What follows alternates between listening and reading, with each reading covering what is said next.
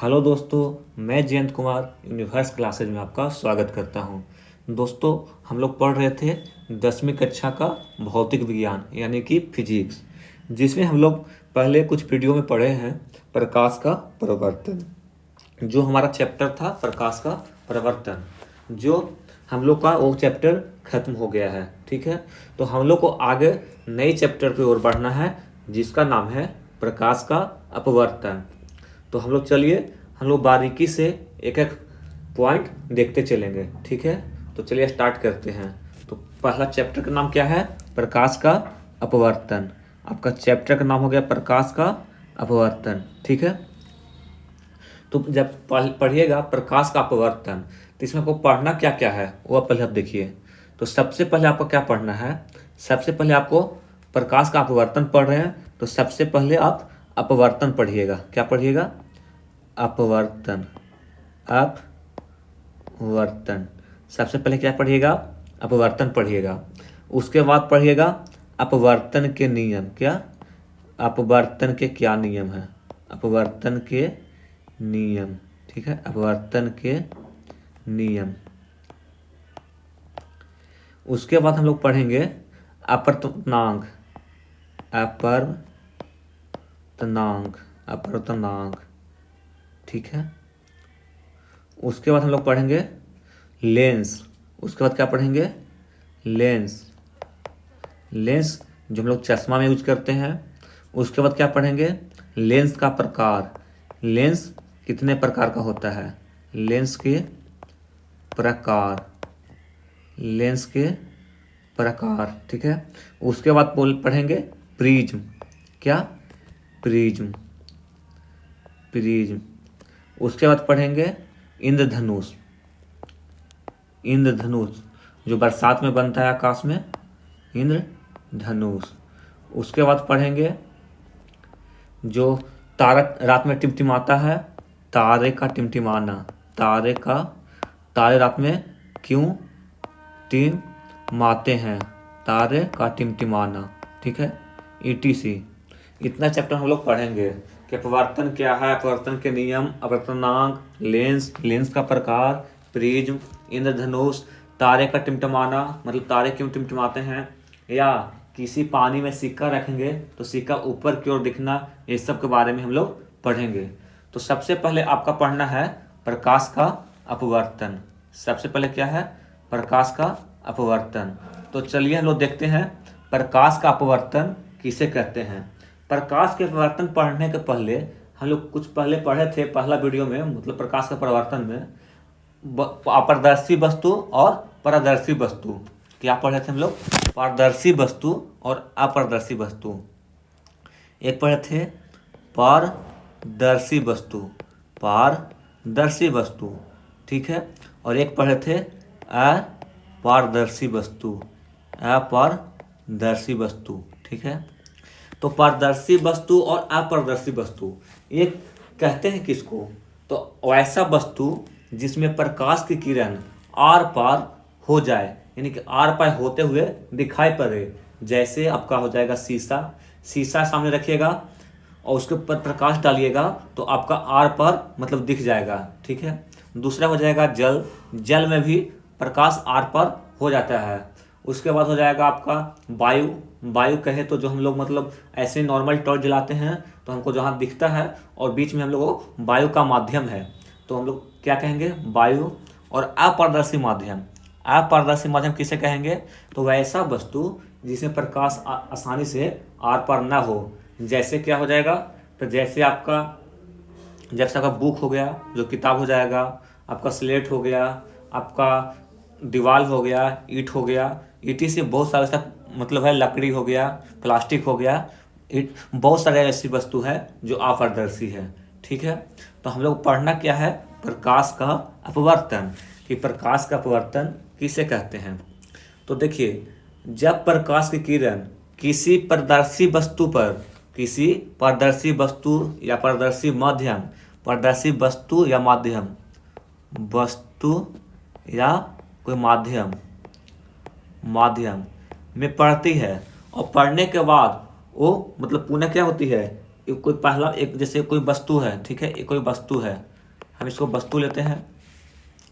यहाँ कोई प्रकाश वस्तु पड़ रही है, ठीक है, प्रकाश यहाँ वस्तु पे पड़ रही है, और प्रकाश का परिवर्तन में क्या था कि यहाँ से लौट जाती थी, लेकिन अपवर्तन में क्या है, ये प्रकाश पढ़ने के बाद पुनः क्या हो रहा है, पढ़ने के बाद पुनः क्या हो रहा है, पार हो जा रहा है, पुनः क्या हो रहा है, पार हो जा रहा है, पुनः पार हो जा रहा है। मतलब ऊपर से प्रकाश आई और नीचे की ओर पार हो गई। यानी कि वस्तु कैसा है, तो वस्तु आपका पारदर्शी वस्तु है। कैसा वस्तु है, पारदर्शी वस्तु है। यानी कि इसमें प्रकाश आसानी से आर पार हो रहा है, ठीक है, प्रकाश क्या हो रहा है, आसानी से आर पार हो रहा है। तो जब प्रकाश की किरण एक माध्यम, मान लीजिए इसको हम कोई एक माध्यम मान लेते हैं, ये फर्स्ट माध्यम मान लेते हैं इसको, और इसको हम सेकंड माध्यम मान लेते हैं, ठीक है, इसको हम सेकंड माध्यम मानते हैं और एक को फर्स्ट माध्यम मानते हैं। तो जब प्रकाश की किरण एक माध्यम से दूसरे माध्यम में जाती है तो उसी को हम क्या कहते हैं, प्रकाश का अपवर्तन कहते हैं। यानी कि एक घटना पारदर्शी वस्तु में ही होगी, ठीक है। तो देखिए, आइए परिभाषा से हम लोग देखते हैं। प्रकाश किरण के एक माध्यम से दूसरे माध्यम में जाने पर अपनी मार्ग से विचलित होने को प्रकाश का अपवर्तन कहेंगे, ठीक है। अब यहाँ एक शब्द आया है विचलित होने पर, क्या, विचलित होने को। तो विचलित कैसे होगा, तो एक चीज़ देखिए, आप ये जानते होंगे कि वायु का जो चाल होता है, वायु में प्रकाश का चाल होता है, वायु में प्रकाश का चाल कितना होता है, 3 × 10⁸ मीटर पर सेकेंड, या इसको हम लिख सकते हैं 3 किलोमीटर पर सेकेंड। और यही आपका जल में अगर बोलता है, यही आपका जल में हो जाएगा, तो जल का क्या होता है 2.25 × 10⁸ मीटर पर सेकेंड। यानी कि इसको हम बोल सकते हैं 225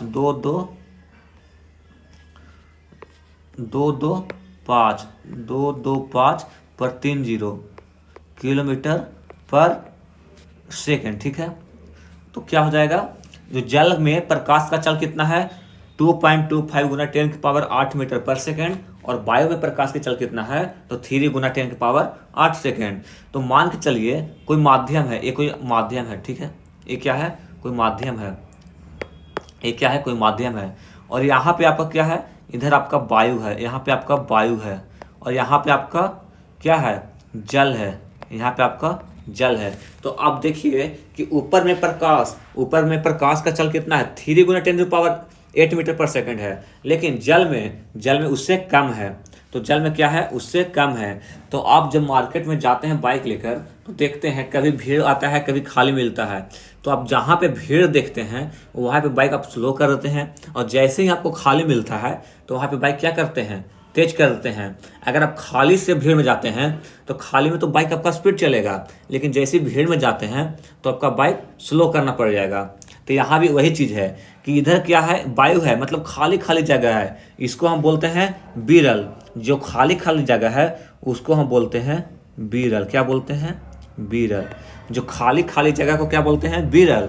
और जो भरा हुआ जगह उसको हम बोलते हैं सघन। भरा हुआ जगह क्या बोलते हैं, सघन, ठीक है। क्यों बोलते हैं कि इसमें धीमा जाएगा, इसमें कैसा जाएगा, धीमा जाएगा, और इसमें तेज जाएगा, ठीक है। तो मान के चलिए हम अगर यहाँ तेज है, यहाँ पे क्या है, तेज है। मान के चलिए तेज से आ रही है कोई प्रकाश, ठीक है, कोई तेज से आ रही है पूरा प्रकाश, यहाँ पे आपका आई, और उसके बाद आपका भीड़ आ जा रहा है। तो भीड़ आ रहा है तो उसका चाल तो कुछ ना कुछ कमेगा, चाल क्या होगा, कमेगा। तो आपका सीधे न जाकर ये आपका इधर की ओर मुड़ जाती है, सीधे न जाकर आपका इधर की ओर क्या होती है, मुड़ जाती है। और बीच में एक अभिलंब होता है, बीच में क्या होता है, एक अभिलंब होता है। तो हम लोग यहाँ से कह सकते हैं कि जब वायु से जल में जाती है तो जाना चाहिए था इसको कैसे, देखिए थोड़ा सा, इसको जाना चाहिए था आपको ऐसे, ठीक है, लेकिन आग ऐसा मुड़ जा रही है। क्या हो रही है, मुड़ जा रही है। क्यों मुड़ जा रही है, कि ऊपर आपका विरल है और नीचे क्या है, नीचे आपका सघन है। इसी के चलते क्या हो रही है, आपका प्रकाश मुड़ जा रही है। तो यहाँ से हम कह सकते हैं, तो यही आपका विचलित होने का मतलब हुआ, ठीक है। अब नेक्स्ट आगे आइए, यहाँ पे देखिए, जय प्रकाश की किरण एक विरल माध्यम से प्रकाशता सघन माध्यम में जाती है। विरल कहे तो तेज, विरल कहे तो कैसा तेज, मतलब खाली जगह, विरल कहे तो खाली जगह, विरल कहे तो खाली जगह, ठीक है। खाली जगह से सघन माध्यम यानी कि घना जगह में जाती है तो बिंदु पर डाले गए अभिलंब की ओर मुड़ जाती है। बिंदु पर डाले गए अभिलंब की ओर क्या होती है, मुड़ जाती है। तथा इसके विपरीत जब प्रकाश की किरण सघन माध्यम से विरल माध्यम में जाती है। कैसी जाती है, सघन माध्यम से विरल माध्यम में। सघन कहे तो भरा हुआ, सघन कहे तो भरा हुआ, और विरल कहे तो खाली, विरल कहे तो खाली। सघन से विरल माध्यम में जाती है तो अभिलंब से दूर चली जाती है, अर्थात दोनों स्थिति में क्या हो रही है, प्रकाश अपनी दिशा को चेंज कर रही है, यानी कि परिवर्तन कर रही है। प्रकाश क्या कर रही है, दोनों स्थिति में अपनी दिशा, कभी अभिलंब से नजदीक आती है तो कभी अभिलंब से दूर जाती है। ऐसा क्यों हो रहा है, तो ऐसा आपका भीड़ या माध्यम के चलते हो रहा है। जहाँ पे आपका सघन है, सघन में कहे तो बहुत ज़्यादा भीड़, उसी के चलते आपका ऐसा हो रहा है। आप भी सघन में जाते हैं, मतलब खाली जगह से जाते हैं भीड़ वाले जगह में, तो आपको ही मुड़ कर चलना पड़ता है, ठीक है, आपको भी धीमा जाना पड़ता है। तो यही यहाँ कह रहा है कि अगर प्रकाश की किरण सघन माध्यम से विरल माध्यम में जाती है तो अभिलंब से दूर चली जाती है, अर्थात दोनों स्थिति में प्रकाश की दिशा परिवर्तन होता है। क्या होता है, दोनों स्थिति में प्रकाश का परिवर्तन होता है। तो जो प्रकाश का अपवर्तन दर्शाता है, किसको दर्शाता है, प्रकाश को, अपवर्तन को दर्शाता है। अपवर्तन का मतलब होता है एक माध्यम से दूसरे माध्यम में प्रवेश कर जाना या अपारदर्शी माध्यम में आर पार हो जाना, उसी को हम क्या कहेंगे, उसी को हम अपवर्तन कहेंगे, ठीक है। इतना, चलिए नेक्स्ट है, देखिए नोट दिया है। नोट में क्या दिया है, वह माध्यम जिसमें प्रकाश का वेग अधिक होता है अपेक्षाकृत विरल माध्यम कहलाता है। आपको हम ऊपर बताए थे वायु और जल को लेकर, वायु और किसको लेकर, जल को लेकर। तो वायु में क्या होता है, तेज होता है, यानी कि उसको हम विरल कह सकते हैं। वायु बहुत दूर दूर पर होता है, उसका कण मतलब खाली खाली जगह होता है, तो उसको हम कैसा कहेंगे, उसको हम विरल कहेंगे। लेकिन वह माध्यम जिसमें प्रकाश का वेग कम होता है तो उसका क्या कहेंगे, सघन माध्यम कहेंगे, उसको क्या कहेंगे, सघन माध्यम कहेंगे। और सघन माध्यम में कण बहुत नजदीक होता है, मतलब कह सकते हैं तो ये मार्केट वाला जगह है, ये आपका खाली रोड है, ये आपको कहिए कि ये मार्केट का रोड है। कैसा है, बाजार का रोड है, मार्केट का रोड है, ठीक है। और जो विरल है वो कैसा है, तो खाली रोड है। कैसा है, तो खाली रोड है। यही आप समझ जाइए इसी से कि विरल कैसा है तो खाली रोड है, और सघन कैसा है तो मार्केट वाला रोड है, जैसे भरा भरा हुआ वाला, ठीक है। नेक्स्ट में चलिए, ये देखिए आपका एग्जाम्पल दिया है प्रकाश का अपवर्तन। ये आपका क्या हो जाएगा, ये आपका अभिलंब हो गया, ये आपका अभिलंब हो गया, ठीक है। अभिलंब मतलब अभिलंब हो गया, ये हो गया आपतित किरण, ये क्या हो गया, प्रकाश आने वाली किरण। और ये आपका क्या हो गया, विरल माध्यम। विरल माध्यम कहे तो खाली जगह, ये कैसा है तो विरल माध्यम है, ये आपका विरल माध्यम हो गया। और ये आपका सघन माध्यम यानी कि काच हो गया, भरा हुआ माध्यम। प्रकाश आ रही है तो कैसे आ रही है, विरल माध्यम से आ रही है, और ये कैसी माध्यम में आ रही है तो सघन माध्यम में आ रही है। तो प्रकाश क्या हो रही है, अभिलंब से नजदीक आ रही है। प्रकाश क्या हो रही है, अभिलंब से नजदीक आ रही है, ठीक है। प्रकाश विरल माध्यम से आ रही है, कैसी माध्यम है, सघन माध्यम में, तो क्या हो रही है, प्रकाश अभिलंब से नजदीक आ रही है। लेकिन यहीं पे देखिए ऊपर पे क्या है, सघन माध्यम यानी कि ऊपर पे क्या है, काच है, और नीचे क्या है, नीचे आपका विरल माध्यम है। नीचे क्या है, नीचे आपका विरल माध्यम है। विरल माध्यम कहे तो नीचे आपका खाली वाला जगह, और खाली वाला जगह कहे तो वायु, खाली वाला जगह कहे तो वायु, ठीक है। खाली वाला जगह कहे तो वायु, और ऊपर कैसा है तो ऊपर सघन माध्यम है, यानी कि भरा भरा हुआ, यानी कांच, ठीक है। और इसमें क्या है, ऊपर खाली जगह है और नीचे भरा हुआ जगह है।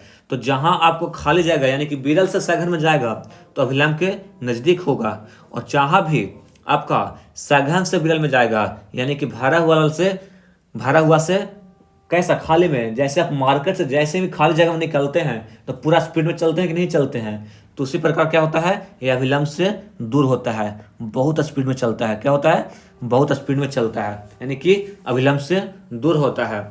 और आपतित किरण और अभिलंब के बीच बना कोण को आपतन कोण कहते हैं। क्या, कौन सा कोण कहते हैं? आपतन कोण। ये हम लोग प्रकाश का परावर्तन भी पढ़े थे कि आपतित किरण और अभिलंब के बीच जो कोण बनता है उसको हम आपतन कोण कहते हैं।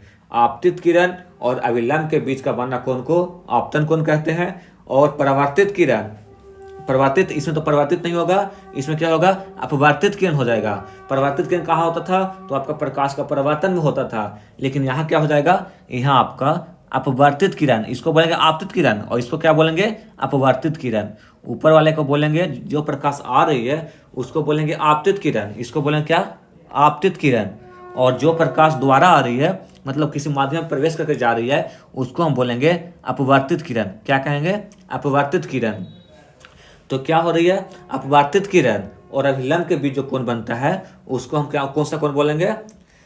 अपवर्तित कोण। क्या बोलेंगे? अपवर्तित कोण, जिसे हम आर से सूचित करते हैं। ठीक है, जिसको हम क्या से सूचित करते हैं? आर से सूचित करते हैं। ठीक है, यहाँ पे आपतित किरण और अभिलंब के बीच बना कोण कौन सा कोण कहेंगे? तो इसको कहेंगे, कौन सा कोण कहेंगे? आपतित, यहाँ आपतन कोण। कौन सा कहेंगे? आपतन कोण। ठीक है, और यहाँ पे क्या कहेंगे? यहाँ पे क्या कहेंगे? अपवर्तित किरण और अभिलंब के बीच बना कोण को अपवर्तन कोण कहेंगे। इसको क्या कहेंगे? अपवर्तन कोण। ये भी आपका अपवर्तन कोण हो गया। कौन सा कोण हो गया? ये भी आपका अपवर्तन कोण हो गया। तो यहाँ पे आर क्या दिखा रहा है? आर यहाँ पे अपवर्तन कोण दिखा रहा है। और आई क्या दिखा रहा है? तो आई आपका आपतन कोण दिखा रहा है। आई क्या दिखा रहा है? आपतन कोण। और आर क्या दिखा रहा है? अपवर्तन कोण। ठीक है, अगर आप अच्छे से समझ गए होंगे। यहाँ पर देखिए, आई आपतन कोण और आर अपवर्तन कोण। ठीक है, नेक्स्ट, अब कुछ ध्यान देने वाली बात है, नोट। तो ध्यान देने वाली बात यह है कि प्रकाश का परावर्तन में आपतन कोण हमेशा परावर्तन कोण का बराबर होता है। जब प्रकाश का परावर्तन होता है, जैसे देखिए प्रकाश का परावर्तन, ये कोई सतह है। कौन सा सतह है? तो रूखी सतह, चिकनी सतह है। कैसी सतह है? तो चिकनी सतह है। और चिकनी सतह में मान के चलिए कौन सा? समतल दर्पण मान के चलिए, जो हम लोग घर में ऐनक यूज करते हैं उसी को मान लीजिए। कौन सा मान लीजिए? जो घर में हम लोग ऐनक यूज करते हैं। कैसी सतह है? चिकनी सतह है। कैसी सतह है? चिकनी सतह है। यहाँ से कोई प्रकाश की किरण आ रही है, ठीक है, और जैसी किसी सतह पर आती है वहाँ से टकराकर पुनः अपने वापस चली जाती है और बीच में एक अभिलंब बनता है। क्या बनता है? अभिलंब बनता है। ये आपका आपतित किरण हो जाएगा, ये आपका परावर्तित किरण हो जाएगा। ये आपका आपतित किरण हो जाएगा, ये आपका परावर्तित किरण हो जाएगा। और इस कैसी सतह है? तो आपका चिकनी सतह है। तो ये क्या कहते हैं? इसको हम प्रकाश का परावर्तन कहते हैं। प्रकाश का परावर्तन कहते हैं। क्या कहते हैं? परावर्तन कहते हैं। इसको आई से डिनोट करते हैं, इसको हम आर से डिनोट करते हैं। ये आपका क्या हो जाएगा? आपतन कोण और ये आपका परावर्तन कोण। तो ध्यान देने वाली बात यह है कि जो यहाँ पे क्या होता है, यहाँ पे angle i equal to angle r होता है। किसमें होता है? प्रकाश का परावर्तन में। तो प्रकाश का परावर्तन में क्या होता है? आपतन कोण बराबर परावर्तन कोण। ठीक है, यानी कि angle i equal to angle r. लेकिन अगर प्रकाश का अपवर्तन होगा तो उसमें आपतन कोण या तो बड़ा या तो छोटा होगा। क्यों होगा? कि कभी प्रकाश सघन से विरल में जाएगी तो कभी प्रकाश विरल से सघन में जाएगी, कभी प्रकाश सघन से विरल में जाएगी तो कभी विरल से सघन में जाएगी। इसी के कारण यहाँ पे क्या होता है? बड़ा हो जाएगा या कभी छोटा हो जाएगा। यहाँ जो आपतन कोण हो जाएगा, अपवर्तन कोण हो जाएगा, यहाँ जो अपवर्तन कोण होगा कभी बड़ा होगा तो कभी छोटा हो जाएगा। ठीक है, ये आपको ध्यान देने वाली बात है। चलिए नेक्स्ट, अब यहाँ पे आइए, देखिए यहाँ पे क्या आपका दिया हुआ है, कोई माध्यम दिया हुआ है। माध्यम मतलब निर्वात हो गया, कांच हो गया, जल हो गया, वायु हो गया, बहुत सा माध्यम हो गया। और उसमें प्रकाश की चाल दिया है, आपका मीटर पर सेकंड में दिया है। किस में दिया है? मीटर पर सेकंड में। ठीक है, मीटर पर सेकंड में, यानी कि आप इसको अच्छे से याद कर लीजिए। ठीक है, आपका जो भी दिया हुआ है अच्छे से इसको ध्यान से याद कर लीजिएगा। तो जैसे निर्वात में प्रकाश की चाल कितना होती है? तो 3 गुना 10 की पावर 8 मीटर पर सेकंड। ठीक है, कितना होती है निर्वात में? 3 गुना 10 टू द पावर 8 मीटर पर सेकंड। और यही अगर पानी में कहे, यानी जल में कहे, पानी या जल में कहे तो क्या हो जाएगा? 2.25 गुना 10⁸ मीटर पर सेकेंड। ये सब आपको याद कर लेना है, ठीक है। क्या करना है, ये आपको याद कर लेना है। अगर कांच में कहे तो कांच में 2 गुना 10⁸ मीटर पर सेकेंड। कांच में कितना होता है, 2 गुना 10⁸ मीटर पर सेकेंड। वही अगर रॉक सॉल्ट में कहे तो 1.96 गुना 10⁸ मीटर पर सेकेंड। यही अगर तारपीन का तेल में कहे तो आपका 2.04 गुना 10⁸ मीटर पर सेकेंड। यही आपका नायलॉन में कहे तो 1.96 गुना 10⁸, यहाँ पे कितना हो जाएगा 8 मीटर पर सेकेंड। यहाँ पे 6 नहीं होगा, ये आपका 6 गलती से लिखा गया, ठीक है। लेकिन आप मेन याद कर लीजिए। आपको निर्वात आपको मेन एकदम याद रहना चाहिए, आपका जल पानी याद करना चाहिए, और आपका कांच, ये आपको तीनों हमेशा मुंह पर याद रहना चाहिए। ये आप तीनों अच्छे से याद कर लीजिएगा। अगर ये तीनों याद हो जाता है तो भी अच्छा है, अगर याद नहीं होता है तो भी अच्छा है। लेकिन आपको निर्वात, पानी और कांच, ये आपको 3 हर हाल में याद रहना चाहिए, ठीक है। चलिए आगे की ओर चलते हैं। आगे है, आपको हम बताए थे पहले प्रकाश का क्या पढ़ने के लिए, सिर्फ अपवर्तन पढ़ने के लिए। फिर आपको बताए थे अपवर्तन का नियम। तो चलिए अपवर्तन का नियम पढ़ते हैं। तो यहाँ पे अपवर्तन का नियम क्या कहता है, आपतित किरण, यहाँ देखिए फिगर है, आपतित किरण, अपवर्तित किरण, आपतित किरण और अपवर्तित किरण। आपतित किरण ये आपका क्या हो गया, ये आपका आपतित किरण हो गया, ये आपका अपवर्तित किरण हो गया, ये आपका आपतित किरण, ये आपका क्या हो जाएगा, आपतित किरण हो गया, और ये आपका अपवर्तित किरण हो जाएगा, ठीक है। ये आपका क्या हो जाएगा, अपवर्तित किरण, और ये आपका क्या हो जाएगा, ये आपका अभिलंब हो गया। ये कैसा हो गया, अभिलंब हो गया। आपतित किरण, अपवर्तित किरण और क्या हो जाएगा, अभिलंब, तीनों एक ही तल पर, मतलब एक ही तल पर होते हैं। तो आइए देखते हैं। आपतित किरण, आपतित किरण, अपवर्तित किरण और आपतन बिंदु, आपतन बिंदु पर डाला गया अभिलंब, आपतन बिंदु पर डाला गया अभिलंब, आपतन बिंदु आपका ये वाला बिंदु हो जाएगा, वो आपतन बिंदु हो जाएगा। जो ये आपका बिंदु है ये आपका क्या हो जाएगा, आपतन बिंदु हो जाएगा, ठीक है। तो क्या कहता है, आपतित किरण, अपवर्तित किरण और आपतन बिंदु पर डाला गया अभिलंब, तीनों कहाँ हो जाएगा, तीनों एक ही तल पर होगा, तीनों आपका एक ही तल पर होगा, ठीक है। और एक होता है नेक्स्ट, आपतन कोण की ज्या, यानी कि साइन, आपतन कोण की ज्या, आपतन कोण की ज्या आपका ये हो जाएगा, आपतन कोण की ज्या, ठीक है। और अपवर्तन कोण की ज्या, अपवर्तन कोण की ज्या यानी कि आपका ये हो जाएगा साइन आर, और आपका साइन आई हो जाएगा। एक निश्चित अनुपात में होते हैं, निश्चित अनुपात का है तो जैसे 1:2, 1:1, ये सब आपका निश्चित अनुपात है, ठीक है।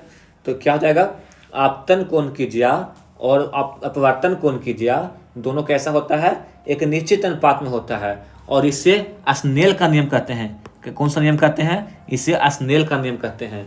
क्यों कहते हैं कि इसे किसका नियम कहते हैं, स्नेल का नियम कहते हैं, क्योंकि 1621 ईस्वी में, कब, 1621 ईस्वी में इसे स्नेल ने दिया था, ठीक है। किसने दिया था, स्नेल ने दिया था। स्नेल नाम का एक वैज्ञानिक थे, ठीक है, उन्होंने इसका प्रयोग किए थे। तो इसी के चलते इसको हम स्नेल का नियम कहते हैं। और कब किए थे, तो 1621 ईस्वी में किए थे, ठीक है।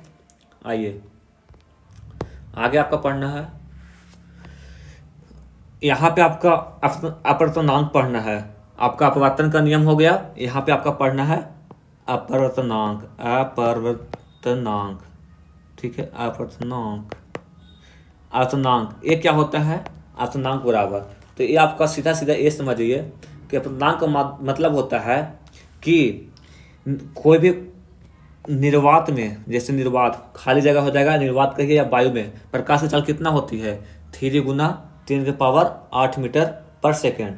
तो इसका मतलब होता है कि पहले माध्यम की अपेक्षा, देखिए निर्वात में प्रकाश की चाल, निर्वात में प्रकाश की चाल, प्रकाश की चाल, प्रकाश की चाल, जैसे निर्वात में प्रकाश की चाल कितना है, तो 3 गुना 10⁸ मीटर पर सेकेंड, यही ना आपका निर्वात में प्रकाश की चाल है, ठीक है। और इसमें अगर आप भागा दे देते हैं किससे, जैसे आपका जल का दिया हुआ है, कुछ वायु जल का दिया हुआ है, फिर उसके बाद कांच का दिया हुआ है, मतलब कोई भी माध्यम दिया हुआ है, ठीक है। तो क्या हो जाएगा, इसका हो जाएगा निर्वात में प्रकाश के चाल बटा किसी माध्यम में प्रकाश की चाल। तो अपवर्तनांक बराबर क्या होता है, इसको हम म्यू से सूचित करते हैं, इससे हम सूचित करते हैं। तो क्या हो जाएगा अपवर्तनांक बराबर, तो इसका हो जाएगा किसी निर्वात में प्रकाश की चाल और उसका अनुपात कर देंगे किसी माध्यम में प्रकाश की चाल, यानी कि निर्वात में प्रकाश की चाल बटा किसी माध्यम में प्रकाश की चाल। तो उसी को हम क्या कहेंगे, अपवर्तनांक कहेंगे। ठीक है, इसका क्या होता है, इसे हम, और म्यू क्या है, म्यू एक कांस्टेंट है यानी कि नियतांक है। ठीक है, म्यू क्या है, एक कांस्टेंट है। तो म्यू बराबर ये भी फार्मूला होता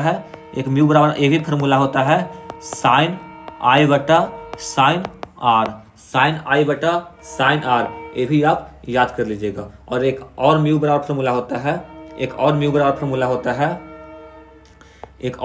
लिख लीजिए, वास्तविक गहराई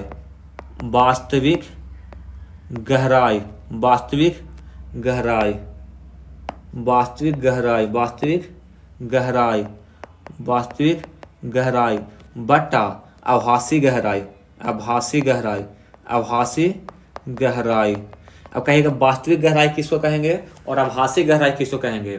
तो वास्तविक गहराई देखिए क्या होता है, जैसे आप गिलास में कोई सिक्का डालिए, ठीक है, और सिक्का आपको डाला हुआ है, मान चलिए 10 इंची पे डाला हुआ है, ठीक है, तो जो ऊपर में से जहाँ पे तक पानी डाला हुआ है, पानी में, गिलास में पानी है और पानी में क्या है, सिक्का डाला हुआ है, तो सिक्का से जितना पानी का तल हो जाएगा, ठीक है, देखिए मान के चलिए एक गिलास आपका हो जाएगा, एक क्या हो जाएगा, गिलास या कोई बर्तन हो गया, यहाँ पे आपका पानी डाला हुआ है, आपका पानी का तल ए वाला है, आपका पानी का तल ए है, ठीक है, ये आपका क्या है, पानी का तल, और यहाँ पे कोई एक सिक्का डाला हुआ है। तो तल से सिक्का की जितना दूरी हो गई उसको हम कहेंगे वास्तविक गहराई। तल से सिक्का का जितना दूरी होगा उसको हम कहेंगे वास्तविक गहराई। और आभासी गहराई, इस जो पानी में सिक्का डालिएगा ना, तो उसमें आपका हल्का उठा हुआ दिखाई देगा। क्या दिखाई देगा, उठा हुआ दिखाई देगा। और जहाँ से आपका उठा हुआ दिखाई देगा और वहाँ से पानी का तल पर नापिएगा तो जितना दूरी होगा उसको हम क्या कहेंगे, आभासी गहराई कहेंगे। ठीक है, उसको क्या कहेंगे, आभासी गहराई कहेंगे।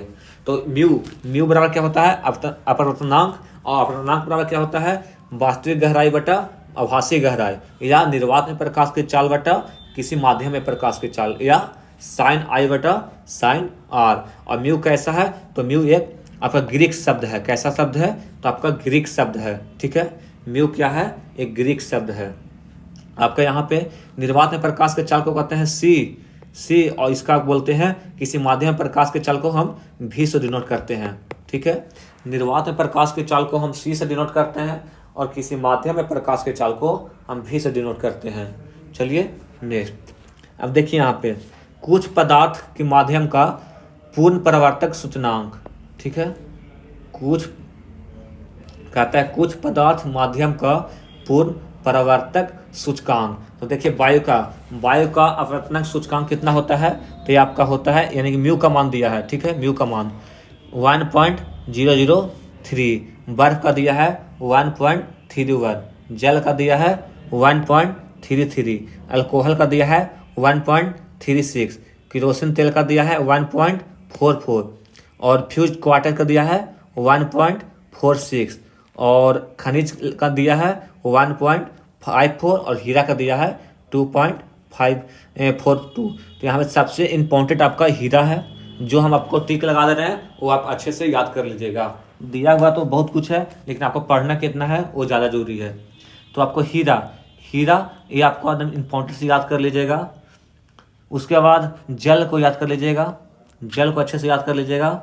वायु को याद कर लीजिएगा और बर्फ याद कर लीजिएगा। ठीक है, अगर इतना आप याद कर लेते हैं तो आपका काम चल सकता है। ठीक है, चलिए नेक्स्ट, अब दिया है प्रकाश के अपवर्तन का प्रभाव। क्या दिया है, प्रकाश के अपवर्तन का कुछ प्रभाव है।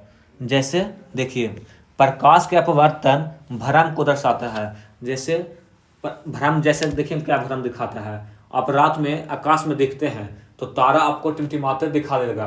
क्या होगा, तारा टिमटिमाते हुए दिखाई देगा। तो क्यों होता है, तो अपवर्तन के कारण होता है। ठीक है, आपको जहाँ पे कोई भी चीज़ आपको भ्रम, जैसे भ्रम मतलब डर जैसा, मतलब वैसा दिखाई दे तो आप जितना भी वो हो जाएगा अपवर्तन के कारण हो जाएगा। यानी कि इसे आप सीधा कहेंगे कि जहाँ भी आपका एक नंबर में पूछेगा प्रतीत के बारे में, कि जहाँ भी प्रतीत दे दिया, प्रतीत कि प्रतीत हो रही है, तारे क्यों टिमटिमा रहे, क्यों प्रतीत होती है ऐसा, तो ये क्यों होता है, तो ये आपका अपवर्तन के कारण होता है। तो प्रकाश के अपवर्तन प्रकाशीय भ्रम को दर्शाता है। कैसे दिखाता है, तो प्रकाशीय भ्रम को दर्शाता है। कुछ प्रमुख प्रकाशीय भ्रम इस प्रकार है, जैसे पानी में डूबी पेंसिल या छड़ी मुड़ा हुआ दिखाई देगा।